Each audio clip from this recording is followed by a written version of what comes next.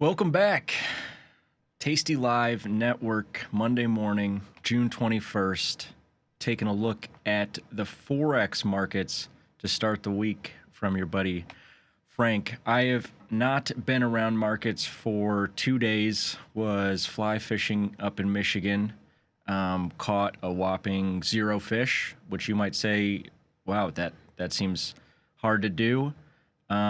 Tough fishing conditions. I was told. I can't tell if the guy was. I went with a buddy of mine, and we went with a guide, and yeah, he was very nice about it, and remarked many times that some of the worst conditions for fly fishing that he's seen this year.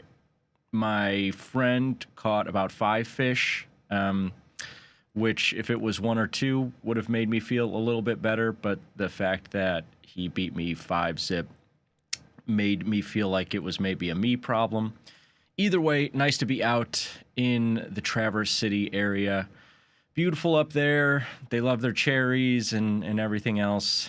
But an unsuccessful trip away from the trading platform.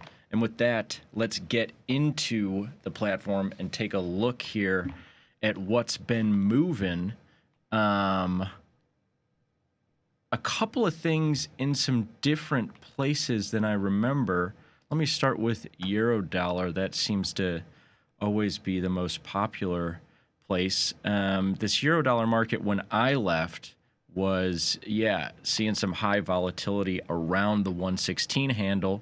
Looks like close of the week, we got away from that price, moved up to 116.50, have flirted with some selling off of that price.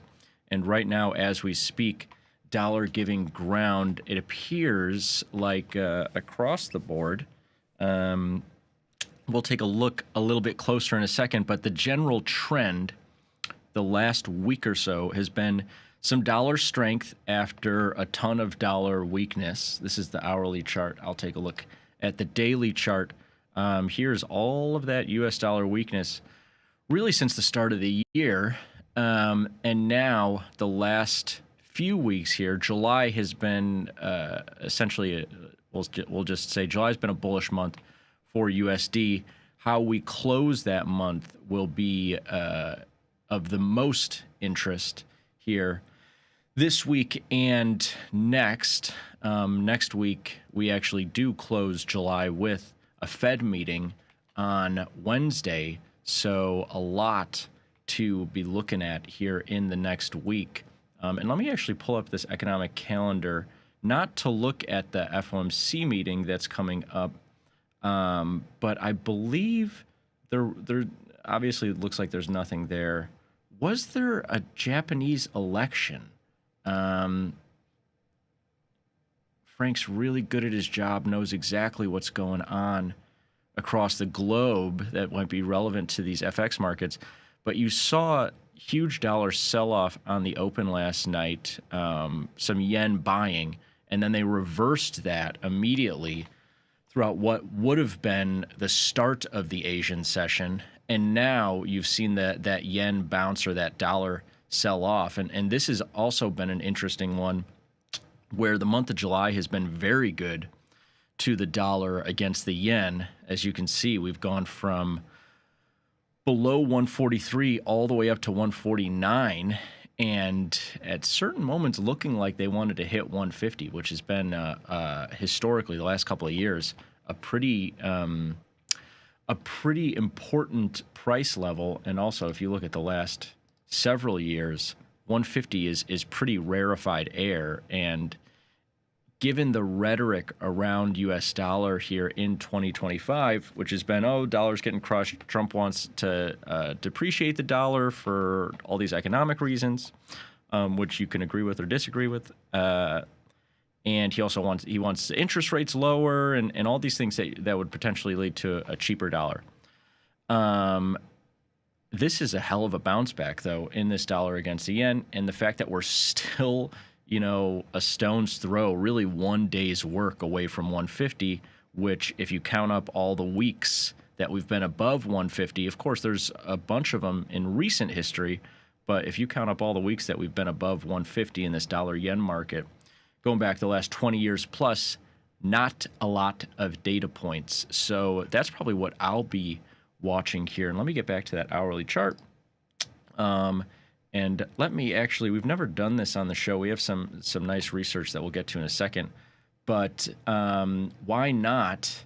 Let's just figure out what the heck happened.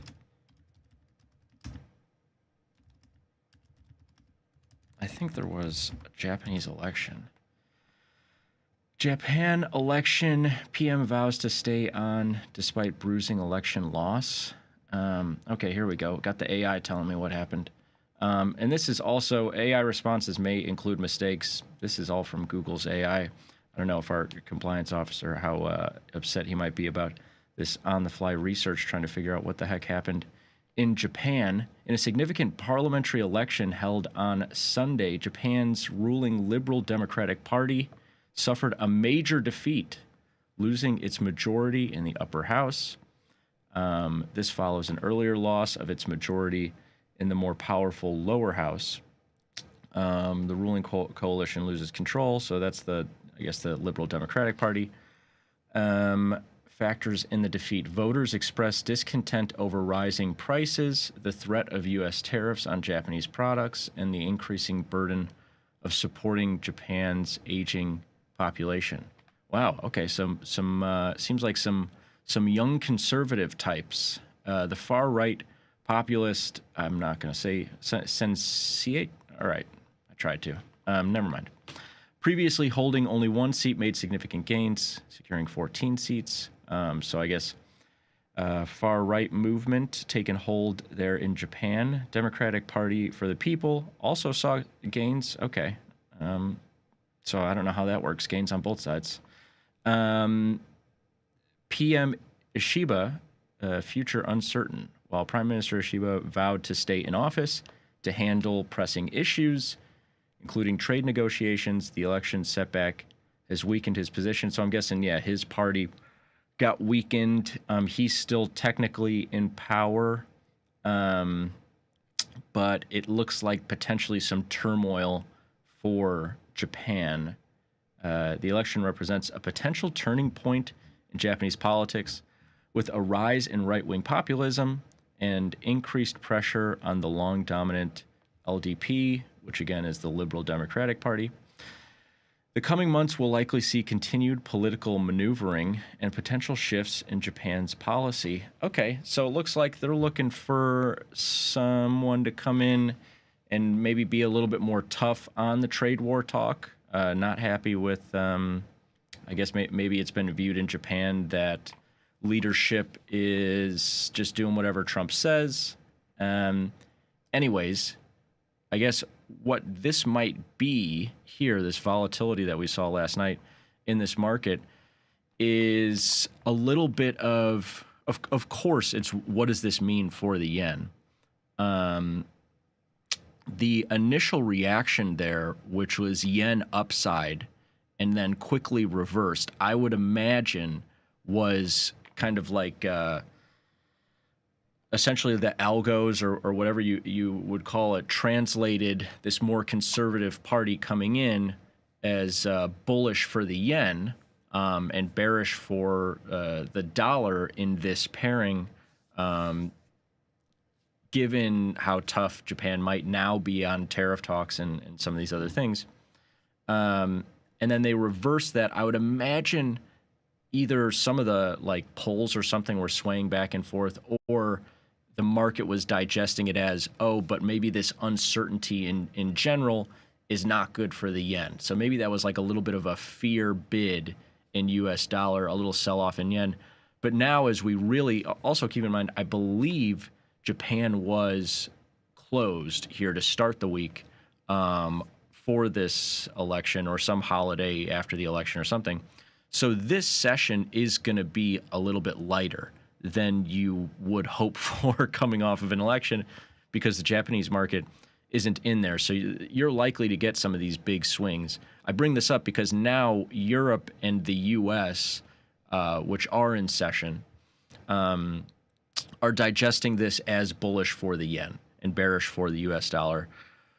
We'll continue to see where this leads. I mean, if you got short this dollar yen market here up around 149, this is a nice little move for you. If you were looking for this dollar yen market to continue through 150, this political stuff, maybe you have an opinion about how lasting it tends to be. Nice little down move if you wanted to get long that dollar yen, but thought that you missed it at 146, 147, 148 onto potentially 150, which has been the general trend here throughout July. So interesting piece there. Hope we all learned a lot on what the heck's going on in Japan. If you already knew that, sorry for the waste of time. A couple other things really quick. Let's see what else is moving. Man, yeah, dollar getting some pressure here. I don't like this. Dollar Swiss franc back below 80 cents. If you've been looking at this one, I know this has been an intriguing one to a lot of people in the Tasty universe who love the price extremes and also love the, I don't even know what you would call it, like the potential for like edge or like passive income or some kind of income with a trade, just given that the swap rates here have been in the U.S. dollar favor, given that Swiss interest rates are near zero and U.S. rates are still above 4%. Now, of course, there's a lot of price action risk with that. For example, if you got, 0.6 or close to a point of overnight funding in this pair, but then lost, 20 points here on the net change, obviously you're down money in that trade on a daily basis. But a lot of us have been looking at the fact that we're seeing quite historical extremes. This dollar very cheap relative to the Swiss franc amid a carry trade potential that is in the U.S. dollar's favor. Kind of a wonky thing. You don't see it very often. It's almost like like if a stock market was getting really beat up, but this actually kind of makes sense. If a stock was getting really beat up and like the puts were really expensive and you could sell the puts, or maybe it would be like if the calls were really expensive and you could put on a covered call, like the stock fell from like 100 to 50, but the call premium went from like the 30 delta call being priced at like $5 when the stock was at 100 to now being priced at like $10 when the stock is at 50. It'd be like, what? This is kind of weird. I can, get long this falling stock and have some good side income from selling the call. But keep in mind that stock can fall to 25, right? It can fall to 10. And so, yeah, a lot of people looking at this is the weekly chart, still right there around 80 cents, which has been pretty much the low for the last 10 years, going back to the crazy DPEG price action in 2015. And obviously we were there for not a lot of data points. And so this 80 cents is a crazy price extreme historically. We're still sitting right around there where we just again fell below it after 2 weeks of rallying to get back above it. The carry trade still in the U.S. dollar's favor, but of course you have to keep in mind that this thing can absolutely continue to fall. I mean, it's as recently as a couple of weeks ago, we were at below 79 cents for about 2 hours. So something to watch. We're getting, some dollar pressure here going into the U.S. session. That's not quite there. Anything else that Frank wants to cover? Anything in the crosses? Not so much significant stuff. Yen is beaten up on a couple of these non-dollar cross pairs here. But it looks like U.S. dollar is mainly the story. Yen making some nice gains. But also dollar starting to cough it up versus euro, pound, and Swiss franc going into that U.S. session. With that, let's jump over to the slides. Take a look at what we got. Mean reversion, profitability in non-dollar pairs. An exciting one. We're in a low vol environment, my friends. My good friend Glenn crunched a bunch of numbers for us. I'm going to try to figure out what it all means here on the fly with you all, which will be a fun exercise. But first things first, we're looking at non-US dollar pairs, okay? And so all that means is all the Forex pairs that you're looking at, whether it's Australian dollar versus US dollar, or US dollar versus Canadian dollar, Euro versus US dollar. We took the US dollar out of those and we paired up those currencies against each other. We got Aussie CAD in there, we got Aussie Yen, we got Aussie Kiwi, we got Euro Sterling, we got Euro Yen, we got Pound Yen, and we also have Kiwi CAD. You might notice a couple of things. Well, Frank, the Aussie, Canada, and Kiwi, I see a lot of those paired up against each other. And I see a lot of the Euro, Pound, and Yen paired up against each other. A couple of things. Those are pretty distinct among the major currencies. Those are pretty distinct subsectors, I guess I would say, of commodity currencies, which is Aussie, Canada, and Kiwi.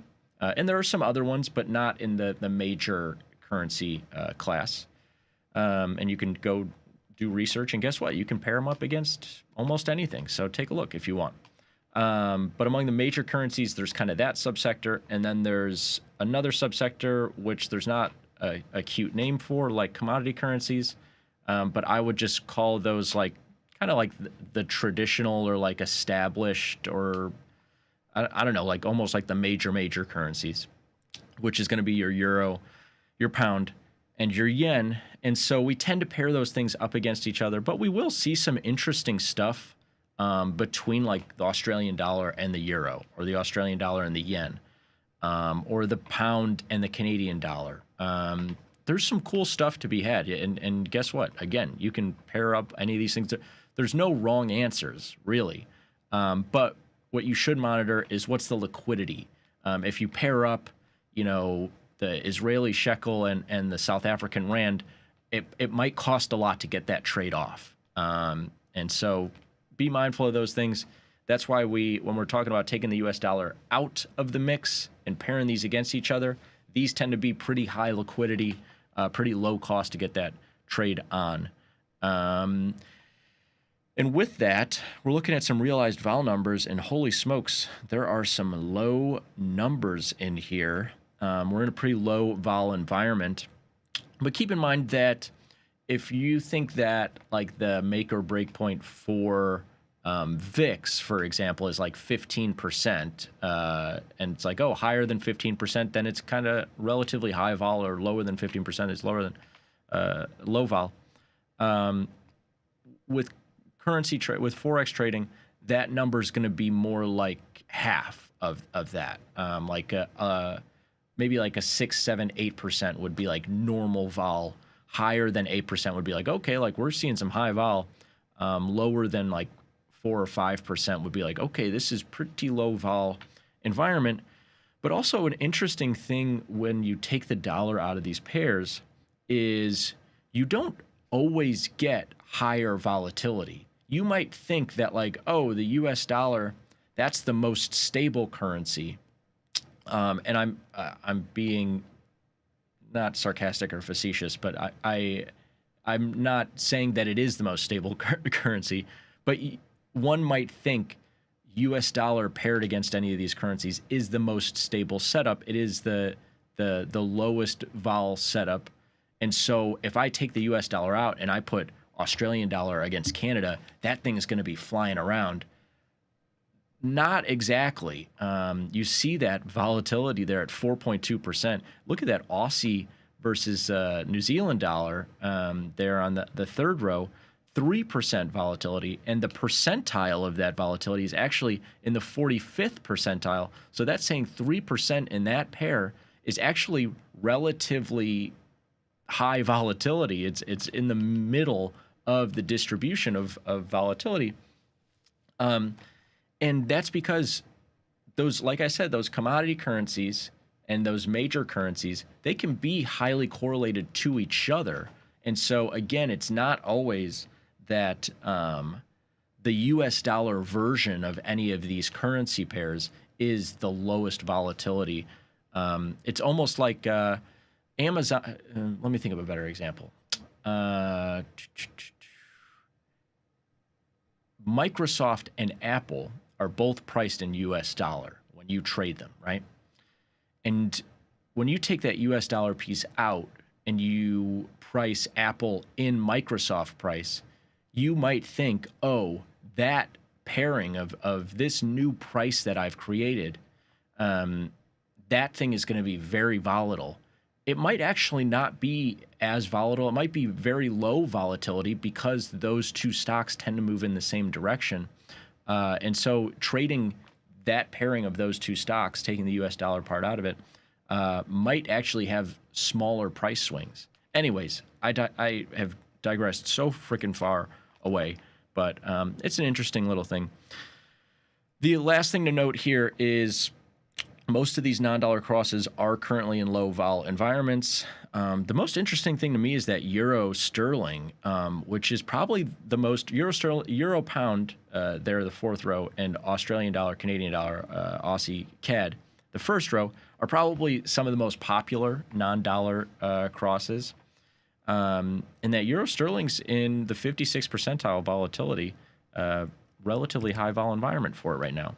There's your context. Here's your study. We looked back at the last 5 years of data, measured the realized vol, which is on a 20 trade day rolling standard deviation, which is essentially pretty close to like a monthly standard deviation. And keep in mind, the VIX or implied volatility metrics are usually monthly measures that are annualized. So what Glenn tried to do here is pretty much mimic that calculation. And then we split the data into low vol and high vol subsets, looking at low vol being below the 30th percentile. I think that's pretty appropriate. Simulated trade performance using contrarian trade entry when prices touch the 2 standard deviation Bollinger Band. If you haven't looked, we did a study last week. It was great. What we're essentially looking at, a Bollinger Band is just a standard deviation that's updating live with the price. You can put it on the chart. And so it's just telling you what the standard deviation is. You can make it a 1 standard deviation Bollinger Band. You can make it 2 standard deviations. You can make it 3. You can make it 5. Whatever you want. The more standard deviations that you add to that Bollinger Band, the wider the band's going to get, the lower the amount of opportunities or occurrences you're going to see of the price going outside that band. Because keep in mind, 1 standard deviation, that's 68% of the prices, so only 32% of the time will the data get outside that band. 2 standard deviations, that's 95% of the prices, so only 5% you're going to get outside of that band. 3 standard deviations, that's 99% of the data. And so if you're like, well, I'm the smartest guy, I'm going to look for 4 standard deviation moves, you're not going to get them. You're going to get them maybe once a year. So 2 standard deviations, a little rare, a little conservative for my taste, but let's go with it. When the price went below the band, got long. When the price went above the band, got short. That's contrarian setup. Of course, a trend follower, when the price gets below the band, would probably sell into that move, or when it gets above the band, would buy into it. Calculated the win rate based on any positive P&L in a given time frame. I'm guessing he's going to look at a couple time frames, 1 to 10 days. Compared volatility environments as well. Let's get into some of the data. Mean reversion strategies generally favor low vol, though win rates are above 50% in both environments for most pairs, which is nice to see. But this is an interesting thing that we do see in options trading as well, which is if you're selling strangles or iron condors or what have you, you do tend to see, you have historically, that is, seen some higher success rates in lower volatility environments.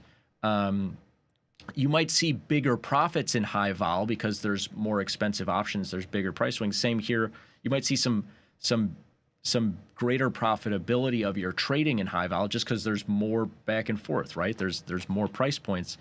But really surprising, Australia, Canada, holy smokes. The last 5 years of contrarian trading which is, again, just setting up those Bollinger Bands and buying when it's below the band and selling when it's above. Those are some freaking high win rates. Holy smokes. This is a buying or selling trade, by the way. This is an optionality that gets you, some kind of higher probability of success or something like that. This is buying that Aussie CAD when it's below the Bollinger Band, selling when it's above. Even in high vol, 61.6%. Wow, wow, wow. Aussie yen, kind of a push there. Aussie Kiwi, good in low vol, kind of a push in high vol. Euro sterling, it is again, the future not indicative of these past performances. I'm happy though to see that the major non-dollar crosses, Aussie CAD, Euro sterling, some high contrarian setups here historically. Euro yen, also a pretty popular one in low vol environments. Nice contrarian trading. There at the bottom, pound yen, kind of a push in both, and Kiwi CAD. I'm pretty surprised that Aussie CAD is so high win rate and Kiwi CAD is so different. It's kind of crazy. While win rates primarily differ by pair, success peaks on day 6 for most pairs. This is also kind of surprising to me, that the win rates are pretty stable across the time frames. You see in some of these pairs, waiting for that price reversion past a couple of days hasn't really worked. But yeah, if you're looking at those daily Bollinger Bands and you're entering into a trade, it looks like you can have relatively stable win rates across 2, 3, 4, 5, 6 days. Doesn't look like it's not completely linear up and to the right, which tells you you don't just continue to see more success as you hold it. You want to manage those winners. Optimal trade exit in high volatility is actually, this makes sense to me for sure. In high vol, holding on to a trade past a couple of days doesn't tend to do you any good. Something to be aware of. But that's a lot of good stats. Good job by Glenn. Non-US dollar pairs are generally more mean reverting in low volatility environments than high. Aussie CAD exhibits some crazy, that's 5 years of data. So pretty crazy mean reversion in the last 5 years. Reversion trade success when vol is low. You can hold for a couple of days, it seems like. In high vol, waiting past a couple of days, he says it does improve the win rate, but I don't know. It looks pretty flat. Also, just in high vol, I'm not trying to hold trades very long if the volatility is up and just hoping for my trade to turn green or more green. I like this this Aussie CAD in a couple of these kind of peaking around here and then sloping lower. I would probably stay in that 1 to 3 range, day range. But anyways, I've gone too long. Great study, Glenn. Everybody, thanks so much for watching. Tom, Tony, and Bonetta coming up next.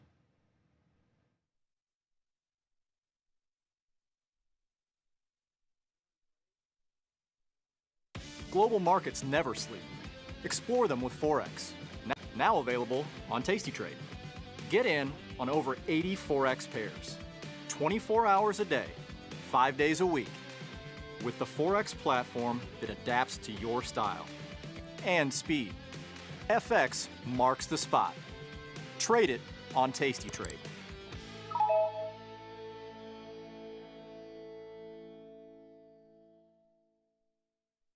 The amount of time I spend interacting with our customers via email or anything else